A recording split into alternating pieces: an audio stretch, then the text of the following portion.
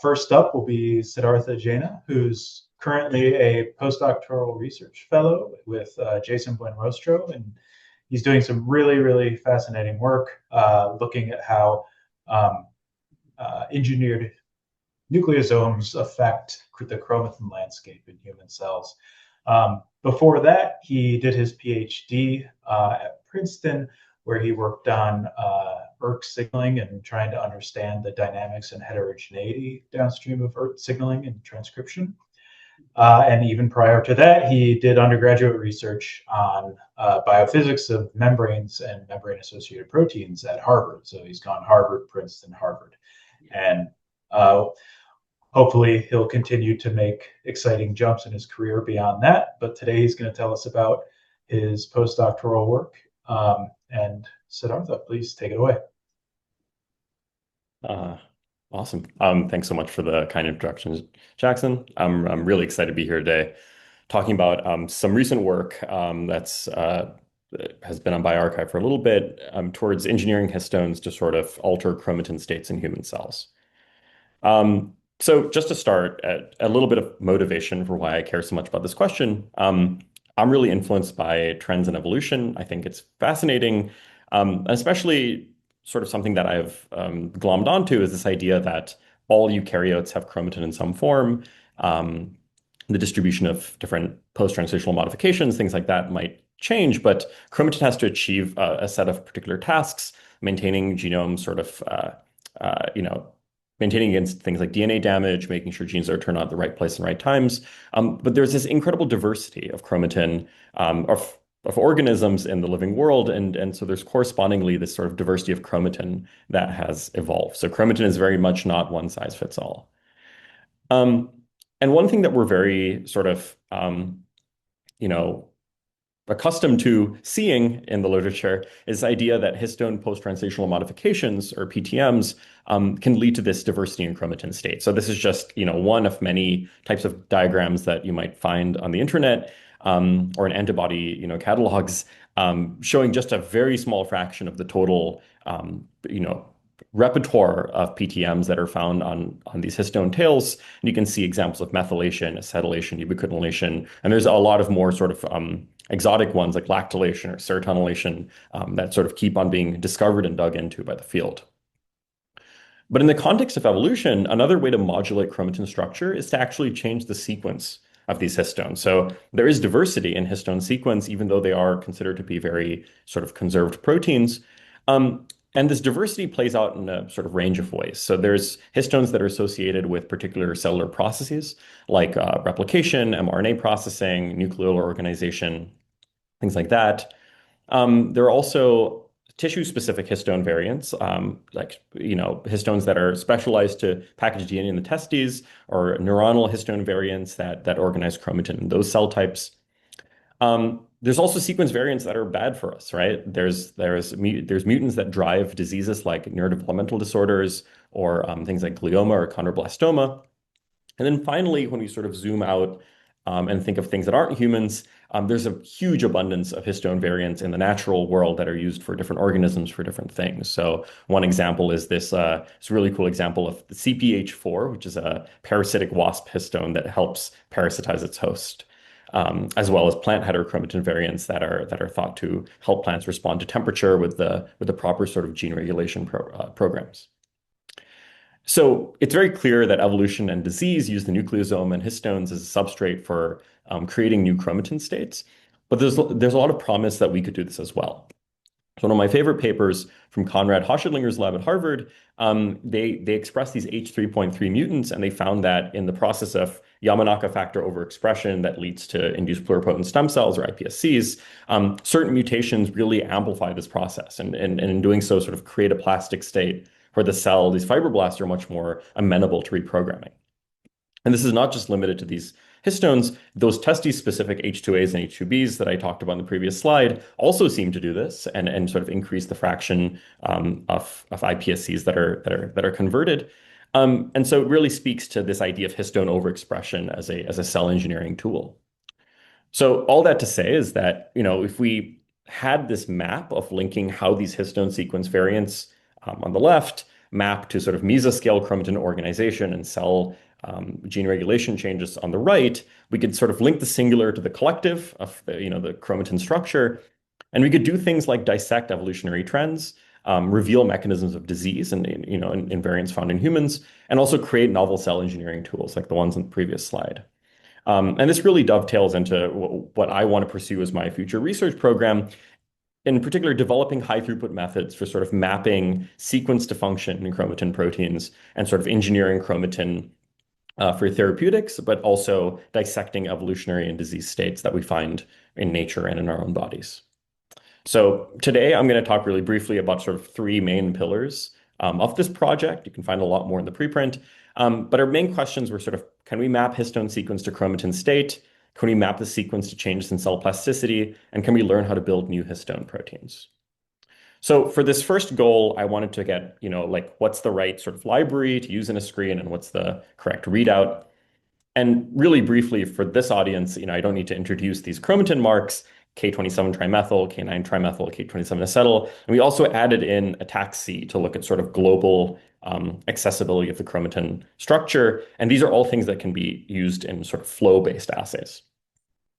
And we coupled these readouts with these libraries that we made of histone variants, sequence variants, pulled from a multiple sequence alignment across the UniRef database. And as you can see here, we sort of have representation in this library, for example, shown for histone H4, is sort of hand in hand with the conservation score. So when that score is high, which means there's more variation in the natural sort of world of histones, that has more representation within our libraries.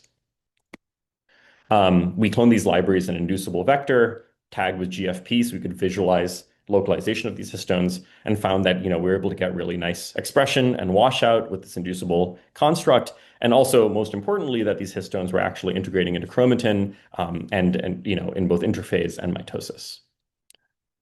So with this sort of toolbox, we built our libraries. We had a roughly 4,600 total variants. We have our readouts, and we proceeded with our screens. So we expressed histones, either stained for histone marks or transposed for ataxi. And then we sorted on total fluorescence and looked at the sort of enrichment in the highest and lowest fluorescent populations. And, just to add, after some troubleshooting, these were very reproducible screens. You can see here for the H4 ataxi screen, H4 has little to no effect, but we see this really nice correlation between replicates.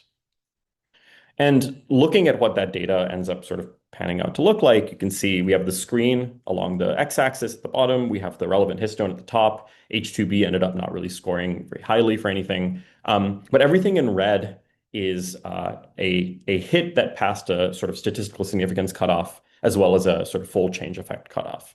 And everything in gray are things that had a significant effect, but below that sort of log fold change effect. So we can confidently assign, see all those gray points are mutations that seem to be, in the context of the screen, neutral, or didn't have like sort of a significant effect. But in sort of, a way to sort of build confidence, we also see things that sort of, make us excited about these results, things like K27M, which is known to disrupt particular H3 modifications, as well as a lot of mutations that were found in H4, and in particular the H4 tail.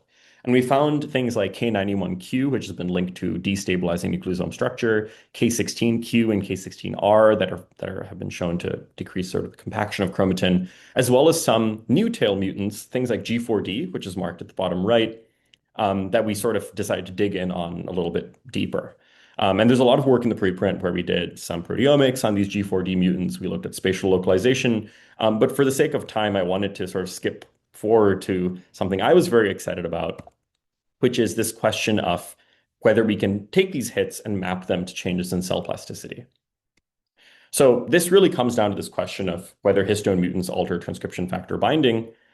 And we realized that we could do this in a sort of high throughput way by looking at how G4D sort of changes the accessibility landscape and the sort of responsivity to all, like a whole library of human transcription factors. So we decided to do this in T cells, where transcription factor overexpression can lead to like these really dramatic changes in proliferation, which is very important for the immune response. And so we took Jurkat T cells either expressing H4 or H4 G4D, and we overexpress this library of around 600 bar-coded transcription factors. And the idea here was that if we let these two cell lines sort of proliferate over the course of a couple of weeks, and we look at the distribution of barcodes in the H4 background versus H4 G4D, we could sort of assign changes in these transcription factor distributions to possible effects that were gained or lost by this changed epigenetic landscape that we got by overexpressing this sort of mutant histone. And as a matter of fact, we do find, these sort of role switchers, transcription factors that do change their roles. And so from the left to the right, you see transcription factors that lose proliferative capacity in the G4D background, all the way to the right, things that gain proliferative capacity. And we see a lot of important transcription factor or T-cell related transcription factors like FOXO family proteins, ATF, FOS family proteins, STATs, LEF1, and sort of others. But to sort of more specifically ask whether it is the altered epigenetic landscape, we performed a TAC-seq on these two cell lines without any transcription factor overexpression. And we found, really interestingly, that there are changes in motif accessibility between the two cell lines in these role switchers. Motifs that lose accessibility in the G4D background are enriched for anti-proliferative transcription factors, and ones that gain accessibility are enriched for pro-proliferative transcription factors, which is nice to see. And then finally, not only does this mutant sort of decrease H3K9 trimethyl levels in JERCAT T cells as it did in our K562 screens, but these sort of role switchers are actually enriched in these within these H3K9 trimethyl peaks. So you're decreasing K9 trimethyl, you're opening the accessibility of some of these role switchers, and you're increasing their proliferative capacity, was sort of our sort of running model. Just to show a little bit of validation, we tried with a bunch of these role switchers, and this is one example here. LEF1 overexpression indeed sort of boosts proliferation in the G4D background. And again, this leads us to believe that we're sort of establishing a new transcription factor binding landscape, and really like engineering cell plasticity, which is just the beginning of a lot of things that you could do with these engineered histones. So the very last thing I want to talk about is this sort of engineering dream that I had of whether we could use this type of data to learn how to build new histone proteins. And something I'd noticed is, essentially, focusing on histone H4, I'd played around with a lot of combinations of mutants and found that the core of the histone was a lot more sensitive to accumulating lots of mutations than was the tail. And there's a lot of reasons for this, including, interaction with chaperone proteins and actual winding of the DNA. But we decided to create sort of the SYN-H4 design where we could modulate the tail and keep the Homo sapiens core to sort of ensure compatibility with the human chromatin machinery if we're going to engineer human cells. So to build a sort of data set that would help us design this tail better, we did double mutant screens focusing on the H4 tail and totaling roughly 3,700 total double mutants, and performed an H3K9 trimethyl screen and wanted to look specifically for things that decrease the levels of this heterochromatin mark. Again, it was really nice to see these results were reproducible across replicates. And we could take these results and feed them into, I won't go into too much detail, happy to talk about this sort of offline, but a machine learning model that takes the embeddings of these tail sequences and essentially trains a model to predict whether or not a particular sequence will be a repressor of H3K9 trimethyl or not.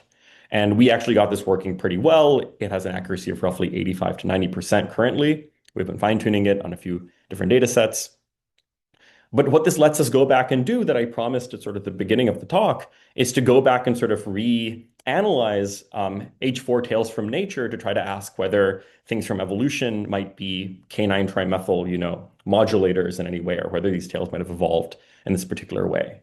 And there's a lot of data, in this analysis, but one of the sort of largest vertebrates that we were able to find in this analysis is this West African lungfish, which was interesting not only because it had a very high repression score, but also because it has one of the largest genomes of any sort of sequenced, vertebrate that we found. And so there's all sorts of evolutionary questions that can be raised as to whether these two sort of go hand in hand. And so really briefly, I know I just have a couple of minutes left, but we use this scoring to create this sort of greedy algorithm called HistForge that allowed us to design synthetic H4s using that schematic that I showed you previously, including things that are, that have tails taken from organisms in nature. These synthetic H4s are able to reliably integrate into human chromatin, which is really nice to see. Even though they had a ton of sort of divergence from the wild type. Most importantly, they're highly effective in reducing K9 trimethyl as they were predicted to do, which is really nice to see. And also they have levels that sort of surpass individual mutants like G4D. And then finally, applying sort of genomics lens to this, sort of a final piece of data, a ton of transcription factors that are enriched in these K9 trimethyl marks have very low accessibility, as you might expect. In the H4 background, this accessibility increases a little bit in G4D, as you can see in the orange. And then finally, across the board for these synthetic H4s that we designed to open up K9 trimethyl, you have the highest accessibility scores, which really suggests that we're able to sort of engineer this transcription factor binding landscape. And it could be used for sort of a much wider range of cell engineering approaches. So the sort of TLDR of all of this is we went from naturally occurring histones, designed high throughput screens, which allowed us to sort of functionally characterize these histone mutants. A lot of that data is in the preprint that I wasn't able to get to. And all in all, this lets us map cellular plasticity and how it maps to histone sequence. And also sort of a look into the future, and epigenetic engineering allows us to design fully synthetic histone proteins for cell engineering.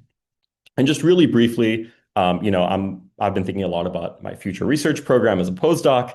The sort of teaser as to what's next is I really do think that these approaches could be used to design what I think of as an environmentally resilient genomes. So there's organisms, from the tree of life that have evolved to protect their genomes from things like temperature, huge amounts of DNA damage, other types of stressors. And I think through a combination of characterizing genomic dynamics and response to these environments, looking at diverse chromatin proteins, including histones from evolution and nature, and also characterizing these proteins in the way that we did today, we can sort of get to the next level of engineering human and other sort of industrially and therapeutically relevant cell types to sort of cope with these stresses. And with that, I'd like to thank everyone for listening today and thank all the members of the Buen-Rostro Lab who helped with this project. Awesome. Siddhartha, thank you so much. That was really interesting. Quickly, before we open it up for other questions, I'm curious how you think the G4D is, like, what's the mechanism behind it opening versus closing particular transcription factor binding sites? Yeah, that's a great question. So I think there's two effects that are happening. I could talk about this all day, but one of the things that we hypothesized was happening is through proteomics, we saw that G4D containing nucleosomes seem to be sort of depleted of things like macro H2A and other sort of heterochromatin associated histone variants. We saw a little bit of sort of depletion of some other heterochromatin associated proteins, but all that to say is there's this idea that heterochromatin has like sort of self-affinity, like that people ask whether it's phase separated or whether at the very least it forms these compact clusters. And the idea here is that if you sort of doped in a histone variant that causes one or multiple of these nucleosomes to lose their sort of heterochromatin nature, you could drive these assemblies apart. And so I think getting back to the transcription factors, I believe it does two things. One is it's going to dissolve those heterochromatin assemblies to a certain extent.